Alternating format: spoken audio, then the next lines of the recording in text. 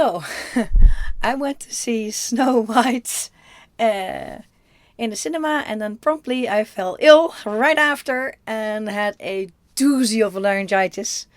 I couldn't speak for 2 weeks. So, has nothing to do with the recommendation of the movie, just explaining why this is so effing late. Sorry. So, this movie,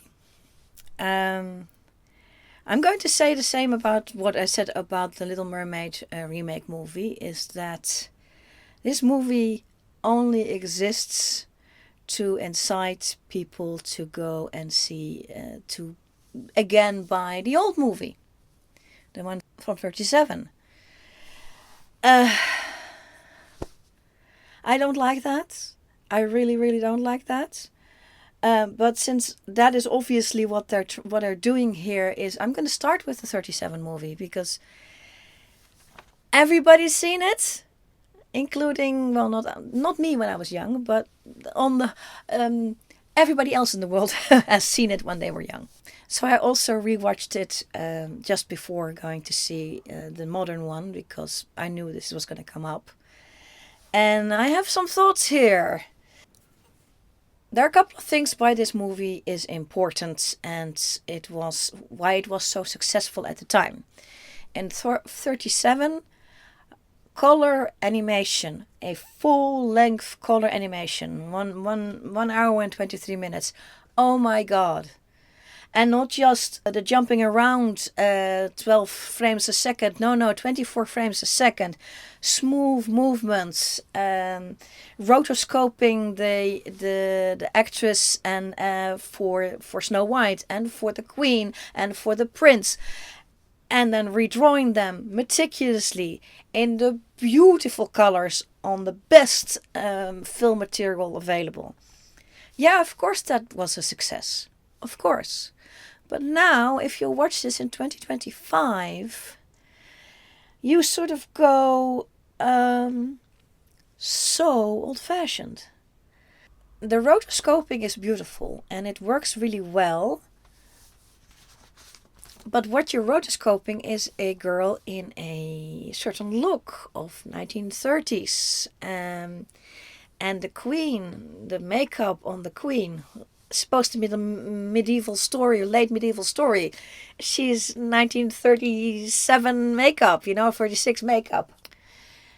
And even the Prince has that almost silent era leading man look.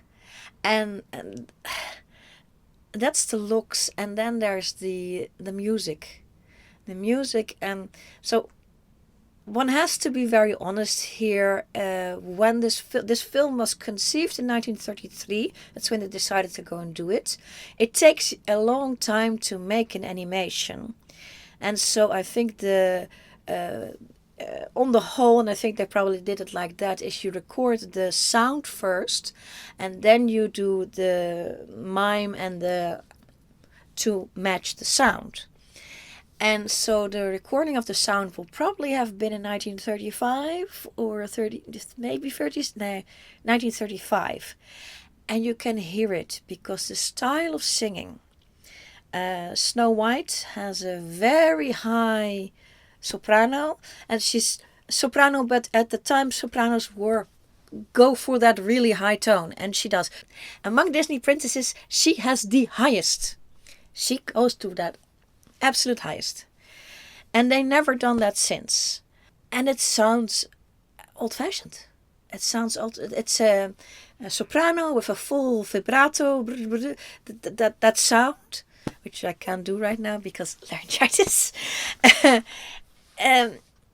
That's old-fashioned. But even the Prince does the same thing.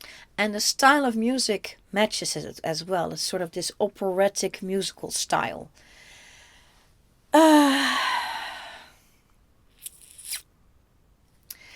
only song that sort of falls outside of that is that German Tiroler drinking song that's in the middle of them with the dwarves. And yeah. This fairy tale is a German fairy tale, and Disney would have known that he is of German heritage. He would have would have been his core fairy tale. This is why he picked it. He would have either picked this or really Little Red Riding Hood or Hansel and Gretel. But I think this is more interesting to a more wider audience because of a possible love story.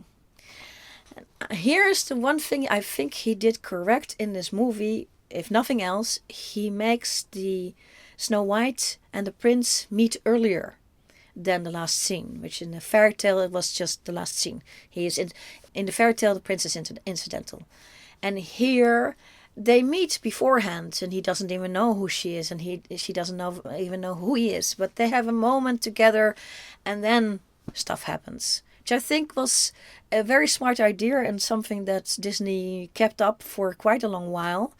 In Sleeping Beauty, the same thing. They meet before they're supposed to.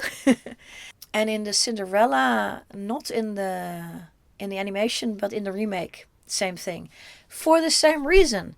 You get a connection, you get interest of the audience in the couple as a couple. Here's what I think Disney did wrong in this movie. He cut out a lot of the original fairy tale.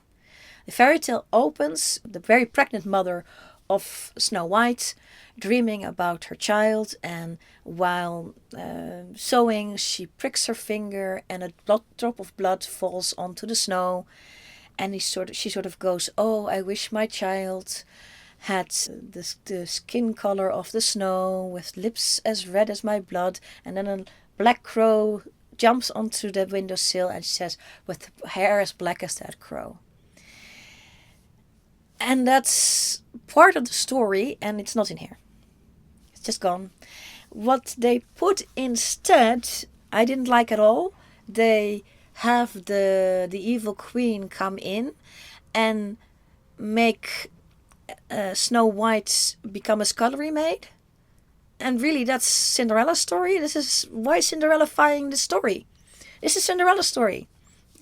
In the original story, the queen didn't care at all about Snow White in any way, shape, or form until the mirror said, "She's fairer than you." Literally. So she could just princess around and do her normal stuff and be a normal princess. So why is this in here? Second, third, or fourth thing that Disney did wrong, I'm not going to keep count. Snow White's story is actually, like many of fairy tales, a cautionary tale towards anyone who's in a situation where you're not safe in your own home. What do? You get out. You get the F out, which is exactly what Snow White does. What happens after that is fairy tale. It doesn't really matter. But things do happen afterwards. She meets the dwarfs. They are very nice. They get on. And with a warning against this evil queen who might come again. And she does. In the story, she comes 3 times. First time she comes as a seller of beauty goods, combs and stuff like that, and sells her an ornate comb which is stuck into her hair and then is poisoned, and she falls down, and the dwarfs come home in time, take out the comb, and she wakes up. The next time, 3 times. The next time a seller of ribbons comes and says, "Oh, I have beautiful ribbon to do up your bodice," and so they does up the bodice and does it too tightly, and she goes down again. And the dwarfs come back in time and save her. And it's the 3rd time that the old lady comes with the apple. And then by that time, Snow White is actually suspicious, and she says, "Cut it in half, and and the old lady says, "Oh, I'll cut it in half, and I'll eat one side, and you'll eat the other side." Of course, the evil queen is also wily, and she poisoned half the apple, 1/2 only, and she gave. And it's all missing. And what do we get instead? Nothing. Filler songs and filler moments, and it's very pretty, but it's filler. What? I'd forgotten about that. There was so much filler in this movie. You take so much good stuff out and put filler in. And I think the reason for that is because the thing was conceived in 1933 or 34, when films were a lot of filler. They were doing talkies for the last, not even 5 years. And they were still figuring out what we fill these talkies with. And so filler was in a film in 1934, fine. Perfectly normal. In 37, it's saved by the looks, by the tech, by the color. Innovative tech, by the way, of this beautiful moving scenery, stuff like that. I wrote down Gadot, which is what it is. It is a scene at the front that moves separately from a scene that is slightly more back. And that's how it's filmed, as in several different plates of sceneries and then moving. It's so innovative. And that's what saves it. And the charmingness of Snow White herself. But more filler than I expected. Much more filler than I expected. Which brings us to 2025, which is now this movie. It's a little bit longer than the original. I think it's like an hour and 35, maybe an hour and 40 minutes. And it has less filler. Yay! But this film exists to get you to buy the old one, which I don't think is fair to this movie. Does that mean that I think this movie is good? No. There are some changes they made. One very first one is that the original opens with Snow White on the cover of a book, and then the book opens, and then they start with the Cinderellafication of Snow White. This one starts with Blanche Neige, which is Snow White in French, trying to. Whitewash is not quite the right word for that, but try to de-Germanizify this fairy tale.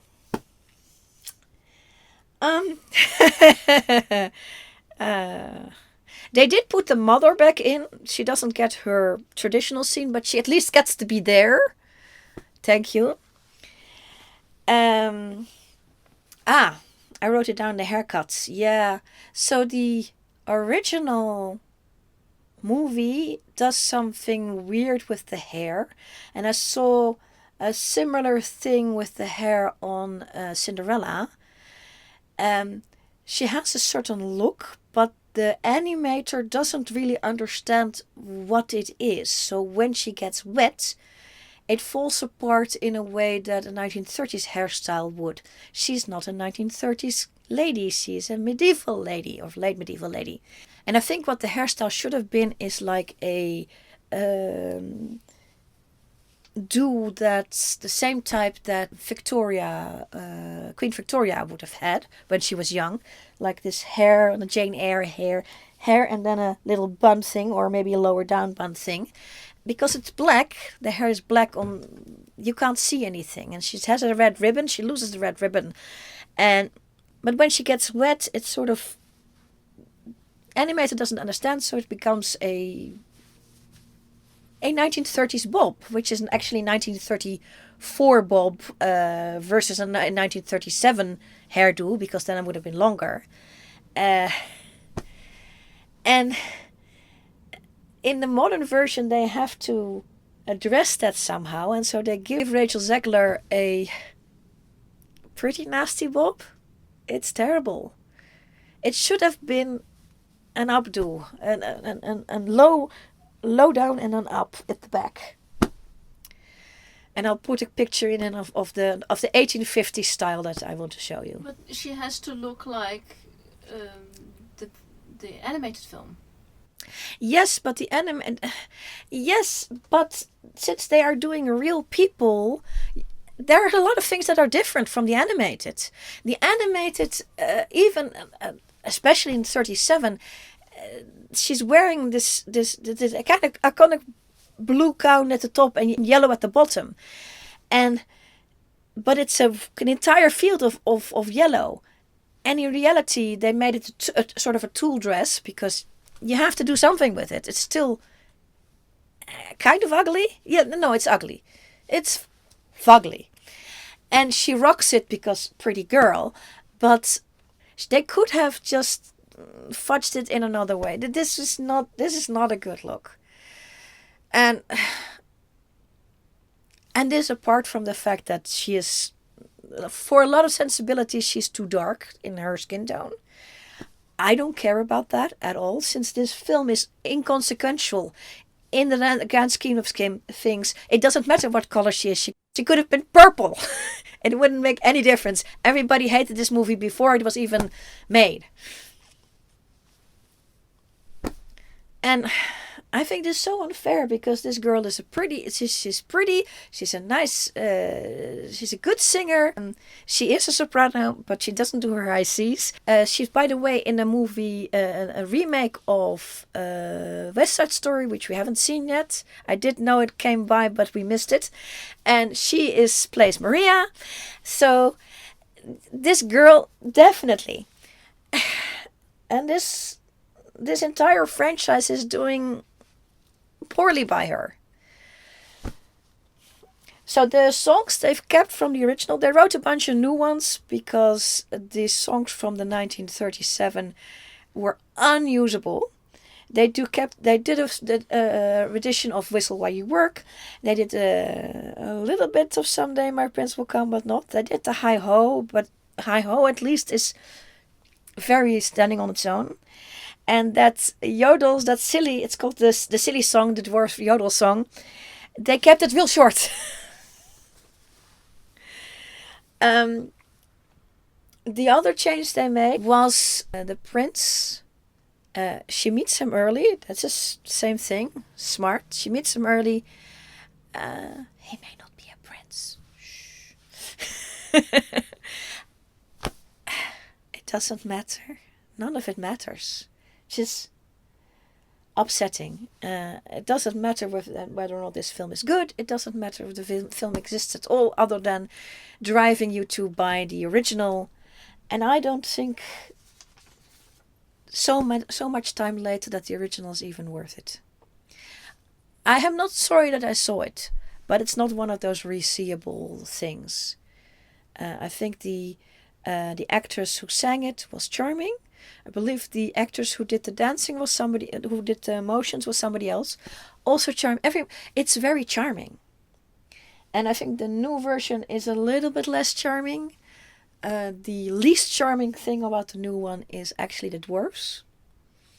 I think in conjunction with the fact that the one in 37 did this new technique of rotoscoping, they did here the new technique, or ish new technique of puppeteers and motion capture, and they created these dwarf things. They're not effing horrible, but I don't think they're great. Quite frankly, I would have preferred to actually have people with dwarfism play it. Dwarfs, people with dwarfism, males, have always played the dwarfs in Snow White. In fact, for a lot of these dwarfs, that has been the one thing, the one job you can always have. And it's now taken over by puppeteers. I would have loved to see Peter Dinklage play Doc, or Dopey, or any of the other ones. And there's so many in this modern age. All you have to do is shake a stick in California, in Hollywood, California, and say, "Hey, I'm looking for dwarfs to play in a Snow White for Disney." They would have come running from everywhere, and somebody would have known somebody else who would have known somebody else, and they would have come, you know. And it looks like they spent so much money on it. Whereas you could have had Peter Dinklage if you'd asked him. So as it turns out, Dinklage was contacted for the role in Snow White, but I understand he turned it down flat. I can actually understand why he would do that, and why any small person would may not want to be associated with this shindig. Oh my god. One thing that is good about this movie. The old movie sort of ends with her on the floor, and then the dwarfs running after the witch, and then she falls off a cliff and is dead. All the death is off screen because 1937. Fair enough. Here, Snow actually gets a chance to do a proper hero ending to the story. I'm not going to give you the way. Go and watch it.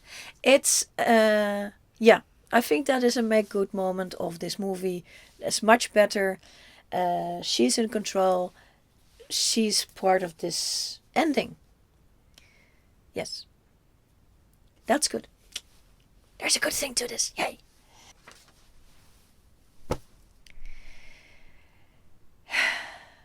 And that's my opinion. And I'm sticking to it.